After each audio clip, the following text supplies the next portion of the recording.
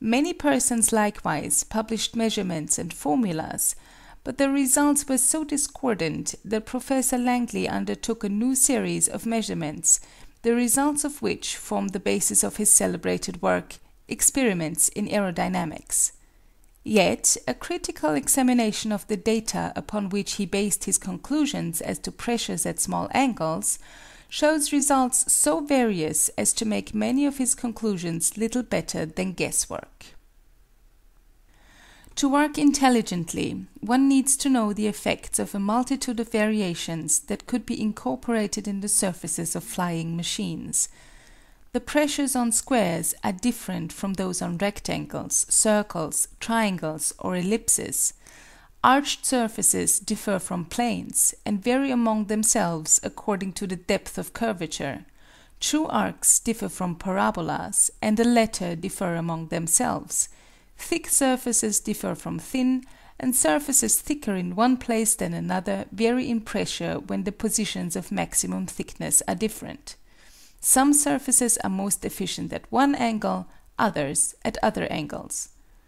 The shape of the edge also makes a difference, so that thousands of combinations are possible in so simple a thing as a wing. We had taken up aeronautics merely as a sport.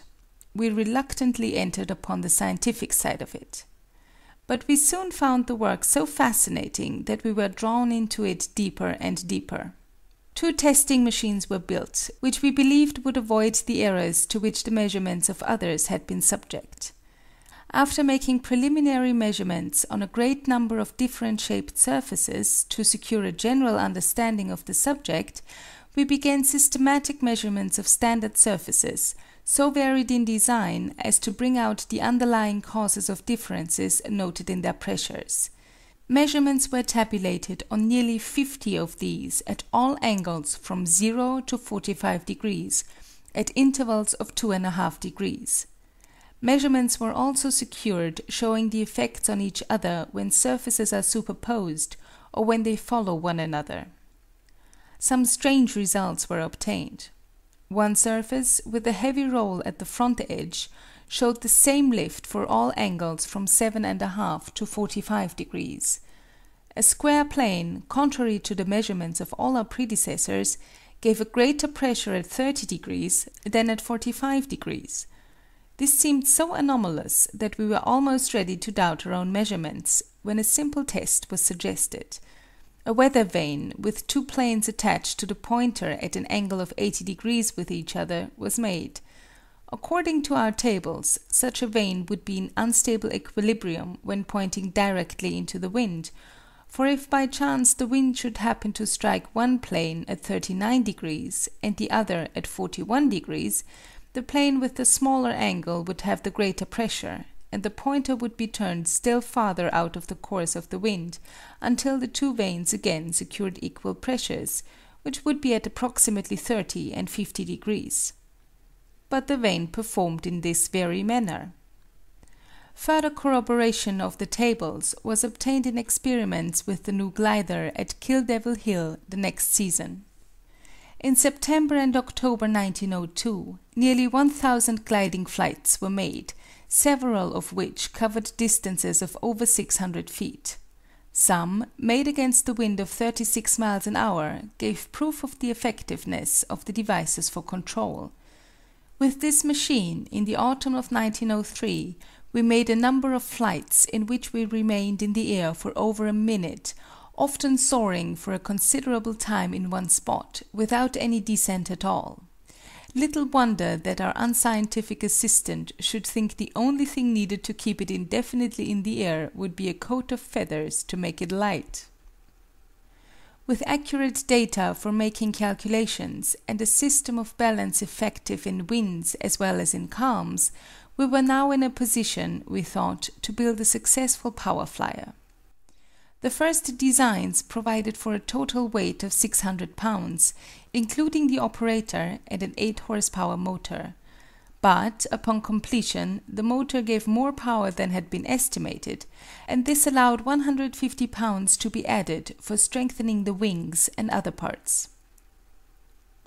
Our tables made the designing of the wings an easy matter, and as screw propellers are simply wings traveling in a spiral course, we anticipated no trouble from this source.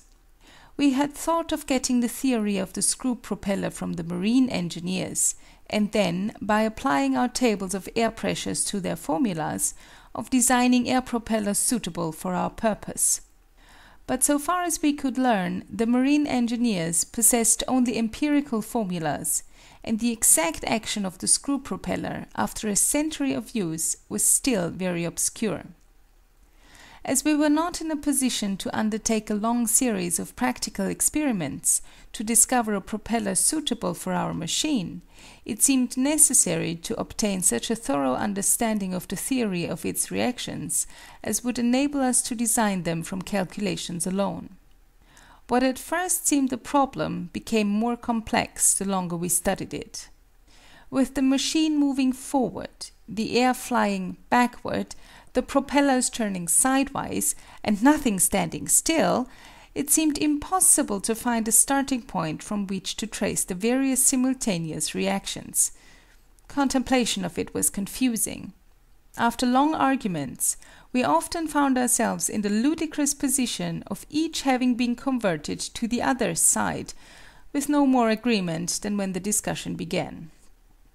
It was not till several months had passed, and every phase of the problem had been thrashed over and over, that the various reactions began to untangle themselves.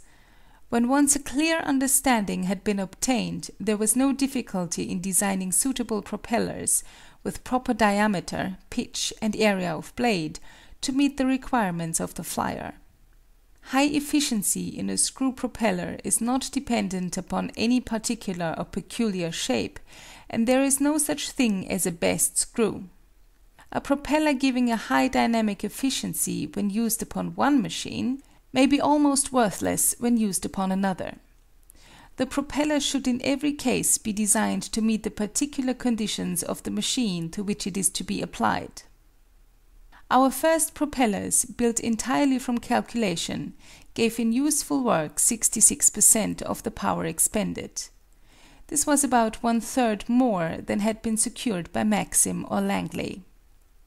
The first flights with the power machine were made on December 17, 1903. Only 5 persons besides ourselves were present. These were Messrs. John T. Daniels, W. S. Doe, and A. D. Etheridge of the Kill Devil Life Saving Station, Mr. W. C. Brinkley of Manteo, and Mr. John Ward of Naghead. Although a general invitation had been extended to the people living within 5 or 6 miles, not many were willing to face the rigors of a cold December wind in order to see, as they no doubt thought, another flying machine not fly.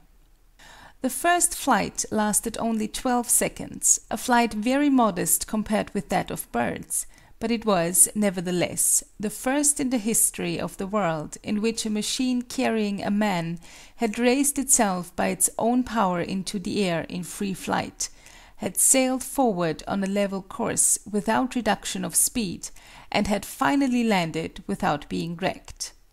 The second and third flights were a little longer, and the fourth lasted 59 seconds, covering a distance of 852 feet over the ground against a 20-mile wind. After the last flight, the machine was carried back to camp and set down in what was thought to be a safe place. But a few minutes later, while we were engaged in conversation about the flights, a sudden gust of wind struck the machine and started to turn it over. All made a rush to stop it, but we were too late.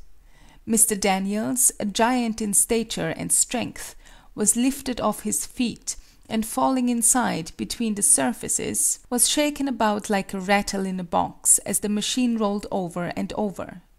He finally fell out upon the sand with nothing worse than painful bruises, but the damage to the machine caused the discontinuance of experiment.